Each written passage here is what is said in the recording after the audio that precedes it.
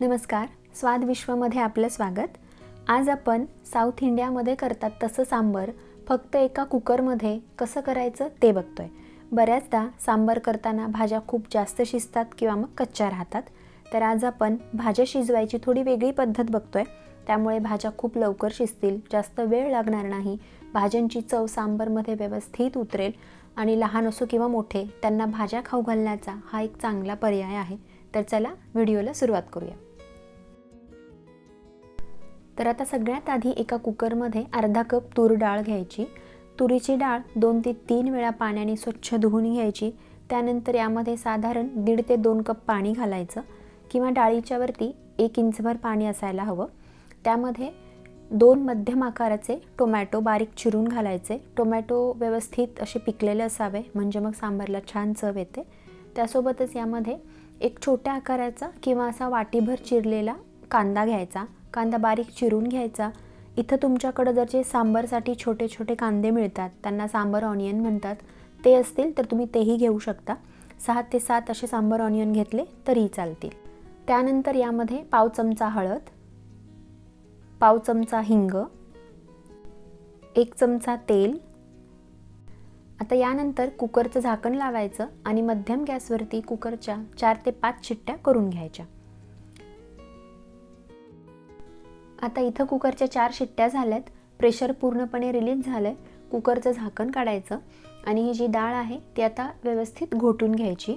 डाळ शिजवतानाच कांदा आणि टोमॅटो घातला तर कांदा अगदी मऊसूत शिजतो आणि टोमॅटो असा डाळीमध्येच घातला की त्यामुळे मग सांबरला खूप छान रंग येतो आणि टोमॅटोची चव सुद्धा सांबरमध्ये छान उतरते। तर अशी डाळ घोटून घेतली की मग यामध्ये काही भाज्या घालायच्या। भाज्या सुरुवातीलाच डाळीसोबत शिजवल्या नाहीत कारण मग त्या फार मऊ झाल्या असत्या म्हणून। आता यामध्ये मी एका गाजराचे काप घातलेत। त्यासोबतच 6 ते 7 शेवग्याच्या शेंगाचे तुकडे घेतलेत। हे फ्रोझन शेवग्याच्या शेंगा आहेत, तुमच्याकडे ताज्या असतील तर त्या वापरू शकता। यासोबतच तुम्ही बटाटा, वांग, हिरवे वाटाणे किंवा मग भोपळाही घेऊ शकता। आता यामध्ये एक मोठा चमचा सांबर मसाला, 1 चमचा लाल तिखट, त्यानंतर 1 कप पाणी आणि 1 चमचा मीठ। त्यानंतर कुकरचं झाकण लावायचं आणि मध्यम ते मोठ्या गॅसवरती कुकरची फक्त 1 शिट्टी करून घ्यायची। एका शिट्टीमध्ये यामध्ये ज्या आपण भाज्या घातल्यात त्या अगदी व्यवस्थित शिजतात, पण लक्षात ठेवा इथं फक्त 1च शिट्टी करायची, एकापेक्षा जास्त नाही, नाहीतर मग भाज्या खूप जास्त मऊ होतील। 1 शिट्टी झाली, प्रेशर रिलीज झालं की मग झाकण काढायचं। यामध्ये जे आपण 1 कप पाणी घातलंय तेवढ्यामध्येच ह्या भाज्या अगदी व्यवस्थित शिजतात। जास्त पाणी यासाठी लागत नाही, ते आपण पुढे गरजेप्रमाणे वाढवू शकतो। तर इथं तुम्ही बघू शकता यामधल्या ज्या भाज्या आहेत त्या अगदी व्यवस्थित शिजल्यात, फार मऊ झाल्या नाहीत किंवा कच्च्याही राहिल्या नाहीत। तर जर अशा पद्धतीने भाज्या शिजवल्या तर त्या खूप कमी वेळेमध्ये व्यवस्थित शिजतात आणि भाज्यांची जी चव आहे ती सुद्धा सांबरमध्ये व्यवस्थित उतरते। तर इथं ही शेवग्याची शेंग अगदी व्यवस्थित शिजली आहे, मऊसूत झाली आहे, फार जास्त मऊ झाली नाही किंवा कच्ची सुद्धा राहिली नाही। त्यासोबतच गाजर ही व्यवस्थित शिजले। आता अजून एक गोष्ट म्हणजे जर तुमच्याकडे लहान मुलं असतील, यामधल्या भाज्या खात नसतील तर शेवग्याच्या शेंगा अशा बाजूला करून बाकीच्या भाज्या तुम्ही डाळीसोबत छान एकजीव करून घेऊ शकता। म्हणजे भाज्या अशा छान मऊ केल्या की त्या ओळखता येत नाहीत, त्यामुळे मग भाज्या खाल्ल्याही जातात। आता यामध्ये चिंचेचा कोळ घालायचा। तर इथं मी 1 लिंबा एवढा चिंचेचा गोळा पाव कप पाण्यामध्ये भिजत ठेवला होता, तर हे पाव कप पाणी मी यामध्ये घातलं। चिंचेचा कोळ सुरुवातीलाच भाज्यांसोबत घालायचं नाही, त्यामुळे मग भाज्या शिजत नाहीत। चिंचेचा कोळ आणि गूळ तुम्ही आत्ताच भाज्या शिजवल्यानंतर घालायचा आणि चिंचेचं आणि गुळाचं प्रमाण तुम्ही तुमच्या आवडीप्रमाणे कमी अधिक करू शकता। आता यामध्ये 2 ग्लास गरम पाणी घालायचं। पाणी इथं गरमच घ्यायचं आहे, थंड पाणी घेऊ नका।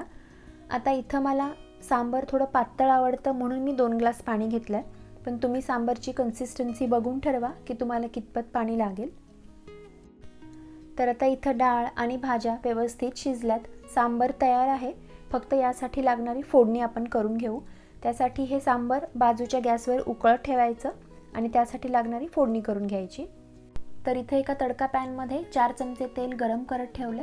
या तेलामध्ये 1 चमचा मोहरी, 1 चमचा उडीद डाळ, 1 चमचा जिरे, 2 लाल सुक्या मिरच्यांचे तुकडे आणि 1 चमचा बारीक असा ठेचलेला लसूण. इथे लसूण तुम्ही ठेचून घेऊ शकता किंवा मग लसणाला बारीक चिरून घेतलं तरीही चालेल. 4 ते 5 कढीपत्त्याची पानं. आता इथं लसणाला खूप जास्त लाल रंग येईपर्यंत परतायचं नाही. हलकासा तांबूस रंग आला की मग गॅस बंद करायचा. पाव चमचा हिंग. तर आता गॅस बंद करायचा आणि यामध्ये 1 चमचा सांबर मसाला घालायचा. सांबर मसाला असा तेलामध्ये परतला की मग त्याचा स्वादही छान येतो आणि त्यामुळे मग सांबरला रंगसुद्धा छान येतो. आता ही गरमागरम फोडणी आपल्याला उकळत असलेल्या सांबरमध्ये घालायची. तर अशी फोडणी सांबरमध्ये घातली की परत एक 5 ते 7 मिनिटासाठी सांबर व्यवस्थित उकळून घ्यायचं, म्हणजे मग या फोडणीची चव सांबरमध्ये व्यवस्थित उतरते. तर इथं तुम्हाला जर सांबार अजून पातळ हवं असेल तर पाण्याचं प्रमाण वाढवू शकता, पण मी जे 2 ग्लास पाणी घातलंय तितकंच मला पुरेसं आहे.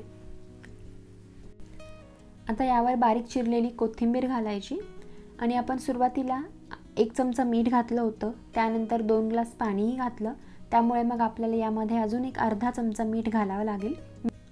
तर आता गॅस बंद करायचा आणि तयार झालं आपलं खूप सोप्या पद्धतीने फक्त एका कुकरमध्ये केलेलं गरमागरम सांबर. तर हे सांबर तुम्ही इडली, डोसा किंवा अप्पे यासोबत खाऊ शकता किंवा प्लेन भातासोबत सुद्धा हे सांबर छान लागतं. तर अशा पद्धतीने सांबर एकदा नक्की करून बघा. केल्यानंतर कमेंट करून कळवा. स्वादविश्व चॅनलला लाईक, शेअर आणि सबस्क्राईबही करा. परत भेटूया अशाच एका रेसिपीसोबत. तोपर्यंत धन्यवाद.